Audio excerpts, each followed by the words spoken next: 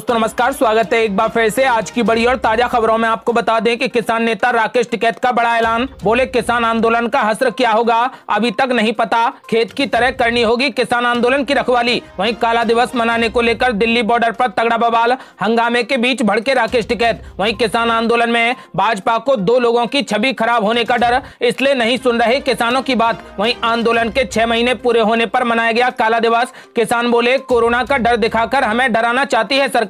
वहीं आईएमए ने पीएम नरेंद्र मोदी को लिखा पत्र, रामदेव के खिलाफ देशद्रोह का केस चलाने की मांग। वहीं राहुल गांधी का मोदी सरकार पर तगड़ा हमला, बोले नंबर झूठ नहीं बोलते, मोदी सरकार झूठ बोलती है। वहीं मध्य प्रदेश के मंत्री बोले कमलनाथ ने आतंकवादी की तरह दिया बयान, दर्ज हो देशद्रोह का केस। वहीं जमीन पर दिखेंगे बीजेपी कार्यकर्ता, 1 लाख से ज्यादा गाँव में जाने का दिया निर्देश। वहीं यूपी में पोस्ट कोविड बीमारियों का भी होगा फ्री में इलाज, सरकार ने जारी किया निर्देश। वहीं चक्रवाती तूफान यास से उड़ीसा और बंगाल में भारी तबाही, कई इलाकों में भरा पानी। वहीं बंगाल में चक्रवात तूफान यास के चलते प्रभावित हुए 1 करोड़ लोग, 3 लाख मकान हुए क्षतिग्रस्त। और भी बड़ी खबरों को जानने के लिए वीडियो को लाइक कर दें, चैनल को सब्सक्राइब कर लें और घंटी बटन जरूर दबा दें। वहीं पहली बड़ी खबर, किसान नेता राकेश टिकैत का बड़ा ऐलान। बोले किसान आंदोलन का हश्र क्या होगा अभी तक नहीं पता, खेत की तरह करनी होगी किसान आंदोलन की रखवाली। यहाँ आपको बता दें कि केंद्र के 3 नए कृषि कानूनों के खिलाफ जारी किसान आंदोलन के 6 महीने पूरे होने पर भारतीय किसान यूनियन के राष्ट्रीय प्रवक्ता राकेश टिकैत ने कहा,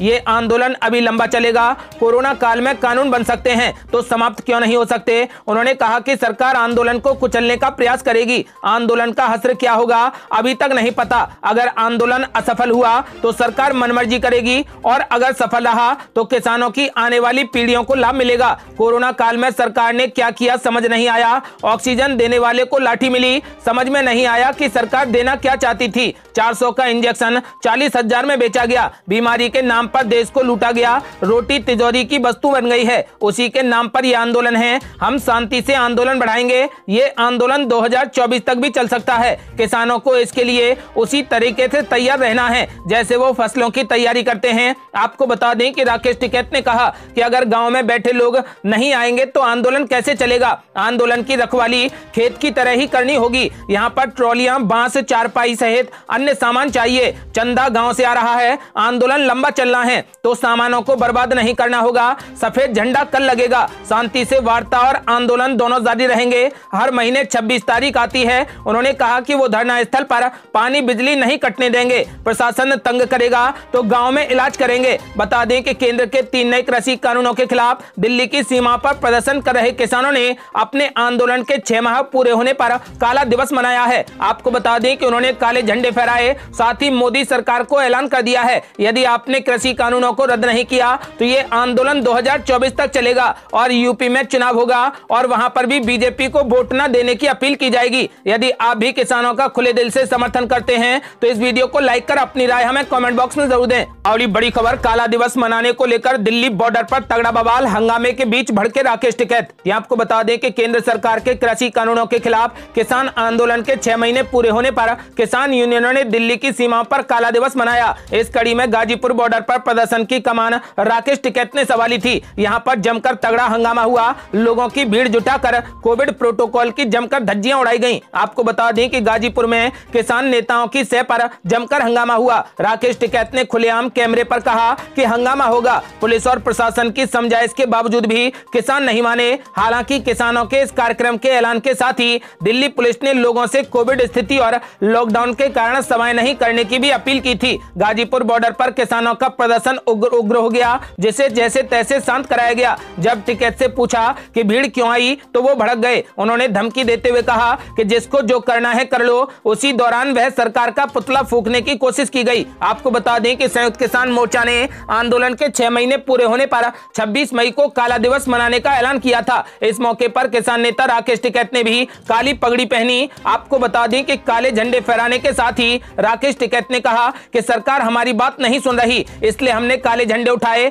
मांगे पूरी होने तक आंदोलन जारी रहेगा। दिल्ली की सीमा पर किसानों ने काली पगड़ी तो महिलाओं ने काली चुन्नी पहनकर विरोध जताया, जबकि पहले किसान नेताओं ने कहा था कि कोविड नियमों का पालन होगा, जबकि आज ऐसा किसी भी प्रदर्शन स्थल पर नहीं दिखा। किसान आंदोलन के 6 महीने पूरे हो गए। आपको बता दें कि किसानों ने काला दिवस मनाया, वो दिल्ली बॉर्डर पर इकट्ठा हुए। काले कपड़े और झंडे के साथ किसान मौजूद थे, जिसे देखते हुए दिल्ली के सभी बॉर्डर पर पुलिस का सख्त पहरा था, जिसे कांग्रेस, तृणमूल कांग्रेस, वाम दलों, समाजवादी पार्टी, एनसीपी और डीएमके समेत 12 प्रमुख दलों का समर्थन था। आपको बता दें कि किसान नेता ने ऐलान कर दिया है कि कृषि कानून हर हाल में रद्द करने होंगे। यदि ऐसा नहीं किया गया तो इससे भी तगड़े प्रदर्शन किए जाएंगे। और बड़ी खबर, किसान आंदोलन के कारण भाजपा को अमित शाह और पीएम मोदी की छवि खराब होने का डर, इसलिए नहीं सुन रही किसानों की बात। जी आपको बता दें कि किसान नेता अमित शाह ने कहा कि भाजपा में इस समय जो माहौल बना हुआ है, वहां पर नेताओं को केवल 1-2 लोगों की चिंता करना सिखाया जा रहा है। किसान आंदोलन और कोरोना संक्रमण से पार्टी की साख व भविष्य पर संशय के बादल मंडराने लगे हैं, लेकिन इसके बावजूद भी उन्हें केवल 2 ही लोगों को देखना है। सबसे बड़ी राजनीतिक पार्टी को मोदी शाह के चलते आज विरोध का सामना करना पड़ रहा है। बड़े बड़े नेताओं को सार्वजनिक कार्यक्रमों में जाने से झिझक होने लगी है। अमित शाह ने कहा कि वजह यह है कि वहां पर उन्हें काले झंडे दिखाए जाते हैं। ये विरोध आने वाले बुरे राजनीतिक वक्त का सिग्नल है। अगर वे उस नुकसान को झेलने के लिए तैयार हैं तो कृषि कानूनों पर बात न करें। यदि वे राजनीतिक चोट नहीं सहना चाहते तो अपने नेताओं का विरोध कर किसानों से बात करने के लिए आगे आ जाएं। इससे ना तो देश का नुकसान होगा और ना ही पार्टी का। एक आदमी की जिद की खातिर देश व पार्टी को हानि पहुंचाना फायदे का सौदा नहीं कहा जा सकता।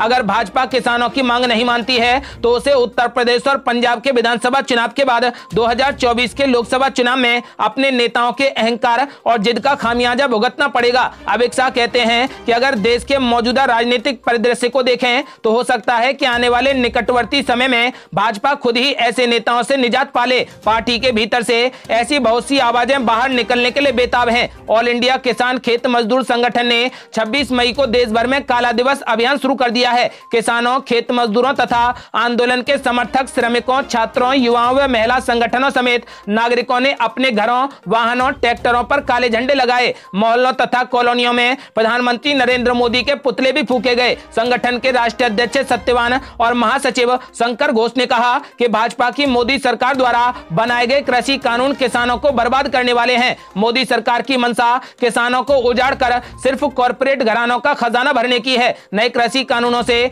प्राइवेट मंडियां स्थापित होंगी और इसके चलते सरकारी मंडियां बंद हो जाएंगी। नतीजा, सरकारी खरीद समाप्त हो जाएगी। तब किसानों के साथ खुली लूट होगी और देश के गरीबों के लिए राशन प्रणाली भी खत्म हो जाएगी। यही नहीं, बिजली सेक्टर को प्राइवेट कंपनियों के हाथ में सौंप देने के कारण वो गरीब नागरिकों की पहुंच से बाहर हो जाएगी। लाखों नौकरियां देने वाले रेलवे, एयरपोर्ट, बैंक, बीमा, बीएसएनएल, बीपीएल और कोयला खाने आदि देश की आम जनता के धन से बने उद्योगों, कंपनियों तथा उद्यमों को कौड़ियों के मूल्य पर कॉर्पोरेट घरानों के हाथों में बेचा जा रहा है। लागत से 1.5 गुना रेट पर एमएसपी देने का झूठा वादा कर किसानों को छला गया है। कुंभ मेले तथा चुनावों में लाखों की भीड़ जुटाकर मोदी सरकार ने खुद कोरोना महामारी को फैला दिया है, लेकिन अपने महा अपराध का दोष उल्टे आंदोलनरत किसानों पर मढ़ने की चेष्टा सरकार ने की है। आपको बता दें कि किसानों ने ऐलान कर दिया है कि सरकार को हर हाल में कृषि कानून रद्द करने ही होंगे। यदि आप भी चाहते हैं और खुले दिल से किसानों का समर्थन करते हैं तो इस वीडियो को लाइक कर अपनी राय हमें कमेंट बॉक्स में जरूर दें। और बड़ी खबर, आईएमए ने पीएम मोदी को लिखा पत्र, बाबा रामदेव के खिलाफ देशद्रोह का केस चलाने की मांग। ये आपको बता दें कि इंडियन मेडिकल एसोसिएशन ने बाबा रामदेव पर कोरोना वैक्सीनेशन को लेकर गलत सूचना फैलाने का बड़ा आरोप लगाया है। आईएमए ने इस बाबत प्रधानमंत्री नरेंद्र मोदी को एक पत्र लिखकर बाबा रामदेव के खिलाफ देशद्रोह का केस दर्ज कराने की मांग की है। आईएमए ने लिखा है कि एक वीडियो में बाबा रामदेव ने दावा किया है कि वैक्सीन की दोनों खुराक लेने के बावजूद भी 10,000 डॉक्टर और लाखों लोग मारे गए हैं। इसलिए रामदेव के खिलाफ देशद्रोह के आरोप के तहत तुरंत कार्रवाई की जानी चाहिए। आपको बता दें कि दूसरी तरफ उत्तराखंड इंडियन मेडिकल एसोसिएशन यानी आईएमए ने बाबा रामदेव को एलोपैथी और एलोपैथी डॉक्टरों पर अपमानजनक टिप्पणी करने के लिए उन्हें मानहानि का नोटिस भेज दिया है। आईएमए ने बाबा रामदेव से 15 दिनों के अंदर माफी मांगने या फिर 100 करोड़ रुपए का मुआवजा देने के लिए तैयार रहने के लिए कहा है। उत्तराखंड आईएमए के सचिव अजय खन्ना की तरफ से दिए गए 6 पेजों के नोटिस में उनके वकील नीरज पांडे ने बाबा रामदेव की टिप्पणी को एलोपैथी और एसोसिएशन से जुड़े करीब 2000 चिकित्सकों की प्रतिष्ठा और छवि के लिए नुकसानदायक बताया है। योग गुरु बाबा रामदेव की टिप्पणी को आईपीसी की धारा 499 के तहत आपराधिक कार्रवाई बताते हुए नोटिस में बाबा रामदेव से नोटिस प्राप्ति के 15 दिन के भीतर लिखित माफी की मांग की गई है और कहा गया है ऐसा न होने की स्थिति में 50 लाख रुपए प्रति आईएमए सदस्य की दर से उनसे 100 करोड़ रुपए का मुआवजा मांगा जाए। आपको बता दें कि बाबा रामदेव अब चारों तरफ से घिर गए हैं। आपको बता दें कि मुआवजा न देने और माफी न मांगने के बाद उन पर देशद्रोह का मुकदमा दर्ज किया जाए। और बड़ी खबर, राहुल गांधी का मोदी सरकार पर तगड़ा हमला, कहा नंबर झूठ नहीं बोलते, मोदी सरकार झूठ बोलती है। यह आपको बता दें कि कोरोना वायरस की दूसरी लहर ने देश भर में कहर बरपा रखा है, जहां एक और सरकार कह रही है कि वो हर संभव प्रयास कर रही है और जल्द हालात काबू में होंगे, तो वहीं विपक्ष लगातार केंद्र की मोदी सरकार पर हमलावर है। इसी बीच कांग्रेस के पूर्व अध्यक्ष और वायनाड से सांसद राहुल गांधी ने मोदी सरकार पर कोरोना संबंधित आंकड़े छुपाने का बड़ा आरोप लगाया है। दरअसल राहुल गांधी ने एक अंग्रेजी अखबार की खबर को शेयर करते हुए लिखा है कि नंबर झूठ नहीं बोलते, भारत सरकार झूठ बोलती है। राहुल गांधी ने जिस अखबार की खबर को शेयर किया है उसमें दावा किया गया है कि केंद्र सरकार के कोरोना संबंधित आंकड़ों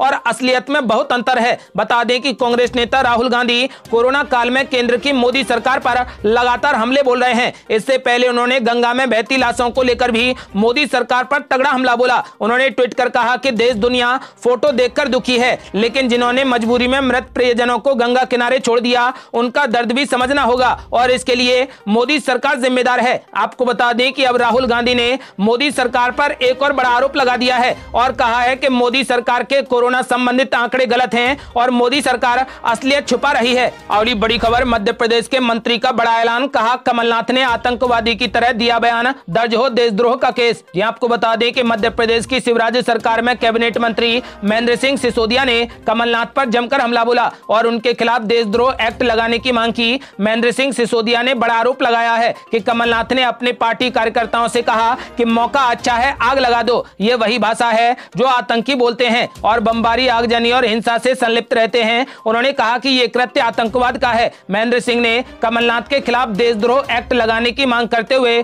कड़ी से कड़ी कार्रवाई की मांग की है। इससे पहले भारतीय जनता पार्टी द्वारा कोविड-19 महामारी को लेकर मध्य प्रदेश कांग्रेस अध्यक्ष कमलनाथ के खिलाफ लोगों में भय फैलाने के आरोप में पुलिस में एफआईआर दर्ज कराने के एक दिन बाद यहां मुख्यमंत्री शिवराज सिंह चौहान और कमलनाथ के बीच में जुबानी जंग शुरू हो गई। चौहान ने कांग्रेस अध्यक्ष सोनिया गांधी से इंडियन कोरोना वाले बयान के लिए कमलनाथ के खिलाफ कार्रवाई करने की मांग की, तो वहीं दूसरी ओर कमलनाथ ने कहा कि कोई भी एफआईआर उन्हें दबा नहीं सकती है। आपको बता दें कि फिलहाल कमलनाथ चारों तरफ से घिरते नजर आ रहे हैं और मध्य प्रदेश के मंत्री ने उन्हें आतंकवादी कहा है और उन पर देशद्रोह का केस लगाने की मांग की है। बड़ी खबर, जमीन पर दिखेंगे बीजेपी के कार्यकर्ता, 1 लाख गांव में जाने का दिया आदेश। यह आपको बता दें कि बीजेपी ने मोदी सरकार के 7 साल पूरे होने के मौके पर 1 लाख गांव में कोविड मदद पहुंचाने का लक्ष्य रखा है। बीजेपी अध्यक्ष जगत प्रकाश नड्डा यानी जेपी नड्डा ने सभी राज्य इकाइयों से कहा है कि 30 मई को जब मोदी सरकार के 7 साल पूरे हो जाएंगे उस अवसर पर कोई भी कार्यक्रम आयोजित नहीं होना चाहिए।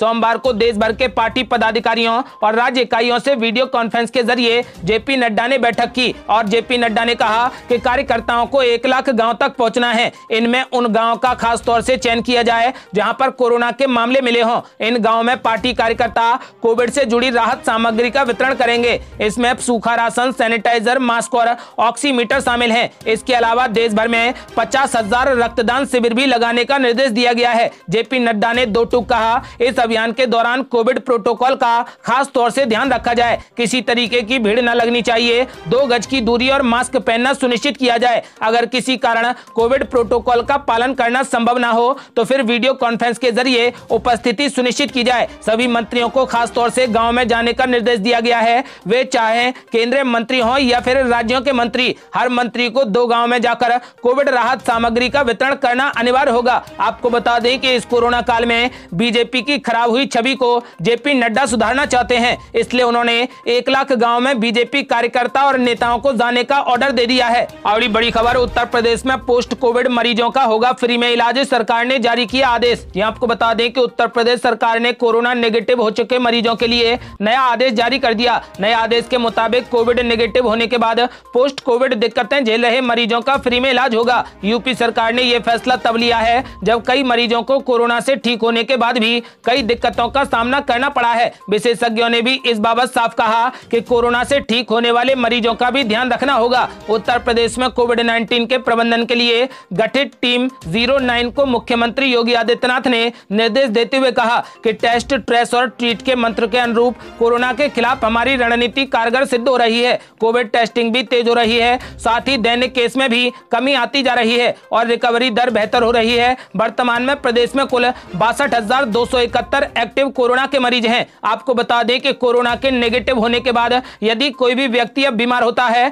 तो तो उसका पूरा खर्च उत्तर प्रदेश सरकार उठाएगी। अगली बड़ी खबर, चक्रवाती तूफान यास से उड़ीसा और बंगाल में भारी तबाही, कई इलाकों में भरा पानी। बंगाल में 1 करोड़ लोग हुए प्रभावित, 3 लाख मकान हुए क्षतिग्रस्त। जी आपको बता दें कि चक्रवाती तूफान यास उड़ीसा तट से टकरा चुका है। तूफान बालासोर दक्षिण में 130 किलोमीटर से लेकर 140 प्रति किलोमीटर घंटे की हवा की रफ्तार से टकराया। इस दौरान कुछ जगह पेड़ भी उखड़ गए, लेकिन कोई बड़ी घटना नहीं हुई। आपको बता दें कि हालांकि तूफान अब धीरे धीरे कमजोर पड़ता जा रहा है। वहीं बंगाल की बात की जाए तो मुख्यमंत्री ममता बनर्जी ने बताया कि मछलियां पकड़ने गए एक व्यक्ति की दुर्घटनावश मौत हो गई है। आपको बता दें कि अभी तक इस तूफान की वजह से 2 लोगों की मौत हुई है। उन्होंने लोगों को सचेत किया है कि तूफान के कारण समुद्र में ऊंची लहरें उठती रहेंगी। दोनों उन्होंने दावा किया कि बंगाल चक्रवात से सबसे अधिक प्रभावित हुआ है। मुख्यमंत्री ने बताया कि 15,04,506 लोगों को संवेदनशील स्थानों से सुरक्षित स्थानों पर पहुंचा दिया गया है। ममता बनर्जी ने कहा,